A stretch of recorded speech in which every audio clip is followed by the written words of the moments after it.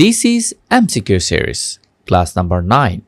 So today's question is, reading novels gap my passion. কি হবে এখানে? Reading novels are, am, is or have কোনটি হবে? অনেকেই মনে করবে সাবজেক্ট এখানে প্লুরাল। কিভাবে? Reading novels right. তাই এখানে অনেকে আর মার্ক করবে। Reading novels are my passion, কিন্তু এটি একটি ভুল আনসার। কেন? কারণ সাবজেক্ট এখানে প্লুরাল নয়, এখানে সাবজেক্ট হচ্ছে সিঙ্গুলার। কিভাবে? এই রিডিংয়ের কারণে। একটু বিশ্লেষণ করি। সাবজেক্টের জায়গায় যদি কোনো ভার্ব আসে, ওই ভার্বটি আইএনজি হয়। এই প্রসেসটাকে বলা হয় জিরার্ন। আবার বলছি, সাবজেক্টের জায়গায় কোনো ভার্ব যদি আইএনজি হয়, তাকে আমরা বলি জিরার্ন, রাইট? জিরার্ন। তো জিরার্ন হলে সিঙ্গুলার হয়। এখানে আনসার হবে ইস, নট আর বা হ্যাভ, রাইট? এম তো হওয়ার প্রশ্নই আসে না।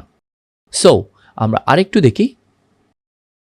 রিডিং নোবেলস ইস, কেন ইস হয়েছে এখানে? কারণ এখানে জিরান্ড আছে। আমরা যে নিচের বাক্যটি দেখি, নোবেলস আর, এখানে আর হতে পারবে কারণ এখানে জিরান্ড নেই। এখানে আমরা দেখতে পাচ্ছি রিডিং হচ্ছে ওয়ান অ্যাক্টিভিটি, একটি কাজ, বই পড়া বা পড়া, রাইট? কি পড়া? সেটা বই পড়া হতে পারে, নিউজ পেপার পড়া হতে পারে, সমস্যা নেই। কিন্তু আমাদের মেইন ওয়ার্ড হচ্ছে রিডিং, ওয়ান অ্যাক্টিভিটি। তাই আমাদের সিঙ্গুলার ইউজ করতে হবে ভার্ব। যখন আমরা কোনো নাউন দেখব, রাইট, জাস্ট নাউন, ওই নাউন যখন প্লুরাল হবে, আমাদের ভার্ব প্লুরাল করতে হবে। Novels are my passion. But যখন কোনো ভার্ব আসবে নাউনের আগে, তখন জিরার্ন হয়ে যাবে।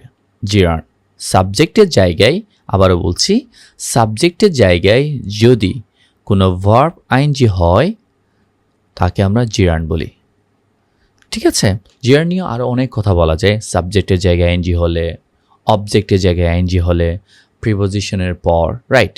কিন্তু আজকে আমরা এখানে কথা বলছি সাবজেক্টের জায়গায় যদি কোনো ভার্ব আইএনজি হয়, তখন ভার্ব সিঙ্গুলার হয়। Reading novels is my passion. So কেউ যেন ভুল না করে। ধন্যবাদ।